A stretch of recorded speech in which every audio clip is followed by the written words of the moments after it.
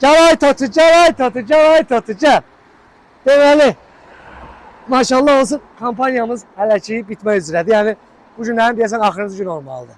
160 manat kampanyası olsun ki, rəylərdə baxacağam. Çox olsa kampaniyanın müddətini uzadacağam. Bax, qara parlaq xrom qara parlaqıdır. Gəl bir dənə yaxına. Görünür bunun gözəlliyi. Bir dənə də yandan saçımı dara. Özümü görürəm də. Bir dənə bunun arxası, maşallah olsun. Deməli, bir dənə dördünü də çək. Bu da qara parlaqdır ya. Bu da Range Rover'dir qara parlaq. Bu da Range Rover'dir əksinə. Deməli, hal-hazırda 160 manat kampanyamız davam eləyir. Rəylərə baxacağım. Rəylərdə çox sayılı istəklər olsa kampaniyanın müddətini bir ayda uzadacağım. 160 manata. Nə istəyirsən? Gəl maşınımı qoy, sökürəm.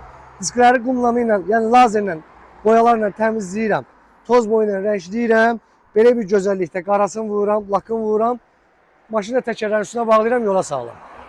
160 manata. Sən nə istəyirsən? Mıkkı.